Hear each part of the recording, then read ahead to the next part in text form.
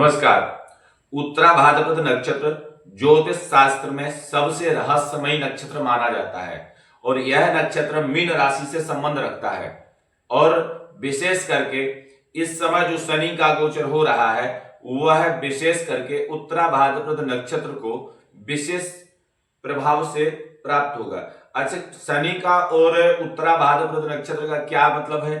क्योंकि एक तो पहले भी कई पुराणों में या ज्योतिष शास्त्रों में विदित है कि शनि और मीन इन दो स्थानों का, जैसे ग्रह का और राशि का, बेहद ही सूक्ष्म कह लीजिए या बृहद कह लीजिए या रहस्यमय कह लीजिए, इसमें प्रभाव प्राप्त होते हैं। बहुत गहरा संबंध है शनि का और मीन राशि का। और जो उत्तरा भाद्रपद नक्षत्र है यह राशि चक्र का नक्षत्रों में 26वां नक्षत्र माना जाता है और यह 26वां नक्षत्र शनि का ही नक्षत्र है। इस चीज को आप मान कर रखिए। उत्तरा भाद्रपद नक्षत्र के जो देवता है, जो मालिक है, वह शनि है और अधिदेवता अहिर बुधन है, जो कि समुद्र की गहराइयों में रहते हैं।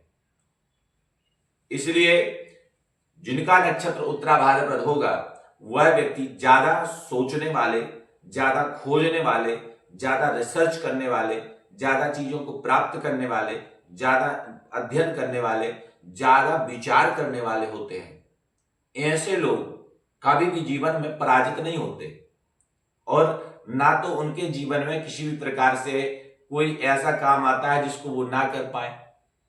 चाहे स्वास्थ्य के प्रति देख लीजिए तो भी फिट रहेंगे, किसी प्रकार से स्वास्थ्य में भी ज्यादा दिक्कत नहीं होती। और विशेष करके राशि जो उत्तरा भाद्रपद की बनेगी वो मीन राशि बनेगी। नक्षत्र के मालिक जो है शनि है और राशि किसकी बन रही है? बृहस्पति की, मीन राशि। अब इसलिए शास्त्रों में अगर आप समझेंगे तो स्पष्ट हो जाता है, क्योंकि शनि कृपा क्यों करते हैं मीन राशि पर।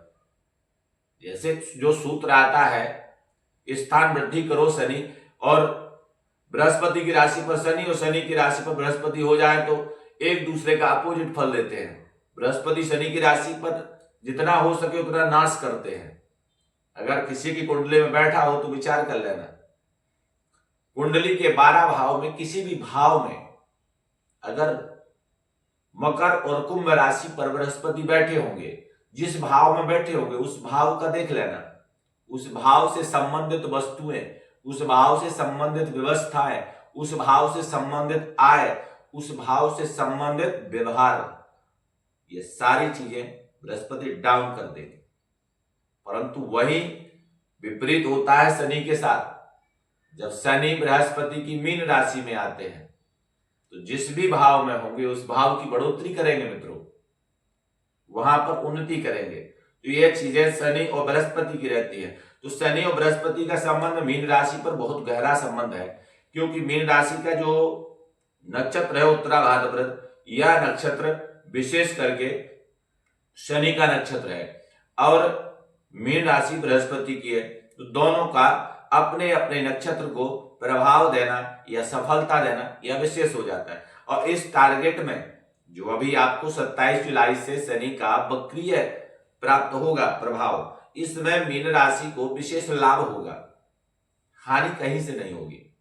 और खास करके उत्तरा भाद्रपद वाले लोगों के लिए, जिनका उत्तरा भाद्रपद होगा उनके लिए विशेष होगा।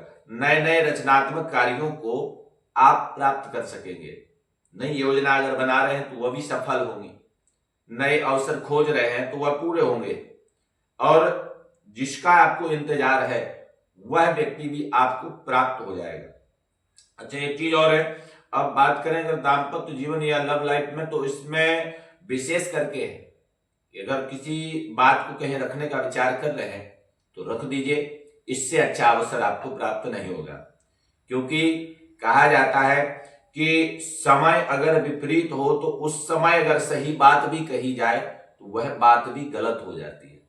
तो सभी चीजों का एक समय होता है, उस समय पर अगर आप उस चीज को रखेंगे, उस चीज को करेंगे तो वो चीज आपके लिए फलीभूत हो जाएगी। और वही चीज उत्तरा भाद्रपद वालों के साथ इस समय प्राप्त होगी। अच्छा, एक चीज और है, स्वास्थ्य में अगर देखें तो स्वास्थ्य के प्रति भी बहुत विशेष करके सावधान रहते हैं ऐसे लोग। पर हमें शरीर को हष्ट पुष्ट रखना और सुंदरता तो इनको स्वतः प्राप्त हो जाती है। जिन जिन लोगों का उत्तरा भाद्रपद नक्षत्र होगा वो लोग देखने में स्वतः सुंदर होते हैं और सम्मोहन करने वाले होते हैं। अच्छा, ये लोग जो है ना, चाहे वाणी से कह लीजिए और चाहे स्वरूप से कह लीजिए, लोगों को अपने तरफ आकर्षण कर लेते हैं और लोग जैसे आकर्षण हो जाते हैं ये अपना काम निकाल देते हैं। तो ये चीज इनके अंदर विशेष क्वालिटी होती है जिनका नक्षत्र उत्तरा भाद्रपद होता है। अच्छा, उत्तरा भाद्रपद नक्षत्र वालों के लिए विशेष आराधना क्या है? अगर आपका नक्षत्र उत्तरा भाद्रपद है तो आपके लिए हनुमान जी की विशेष आराधना जीवन पर्यंत लाभकारी रहेगी।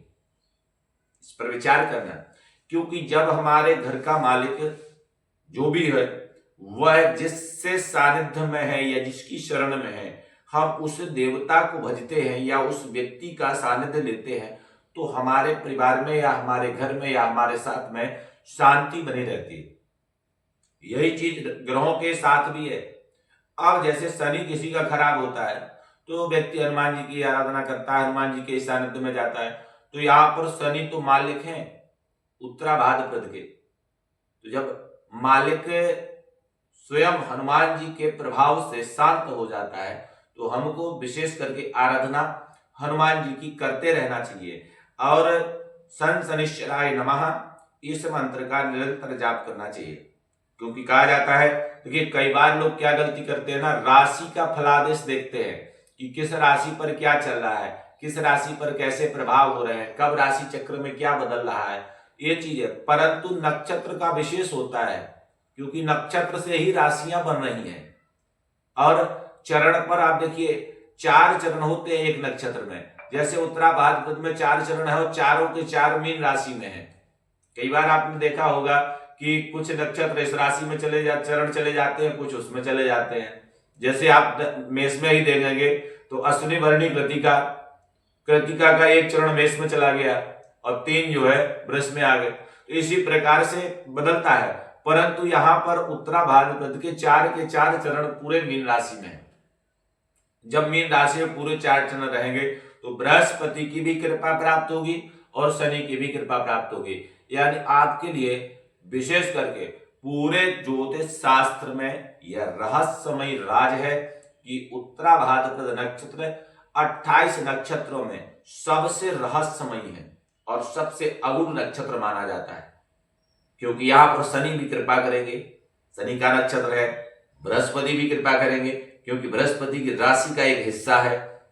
अगर 4 पाई में जैसे 4 पाई होती है उसमें 4 जगह स्तंभ होते हैं, एक स्तंभ टूट जाए तो 4 पाई बेकार हो जाती है। या गाड़ी की 4 पहिए, 4 पहिए में से एक पहिया अगर निकल के चला जाए तब भी गाड़ी बेकार हो जाएगी। उसी प्रकार की राशि का है। राशि का निर्माण नक्षत्रों से होता है, चरण से होता है। जब तक आपके 9 चरण नहीं मिलेंगे राशि नहीं बन सकती। इस चीज को भी विशेष ध्यान दीजिए। 4 चरण एक नक्षत्र में होते हैं और 9 चरण एक राशि में होते हैं। तो राशि जब निर्माण होगी जब 9 चरण मिलेंगे। किस नक्षत्र के चरण मिले ये बात अलग हो जाती है। भाई सब राशि के लिए अलग अलग नक्षत्र और चरण दिए गए हैं, परंतु यहाँ उत्तरा भाद्रपद के 4 के 4 चरण पूरा मीन राशि को प्राप्त है। तो बृहस्पति की विशेष कृपा मिलेगी और शनि तो कृपा करेंगे ही। ऐसी परिस्थिति में स्वास्थ्य अच्छा रहेगा, वैवाहिक जीवन की स्थिति बहुत शुभ रहेगी।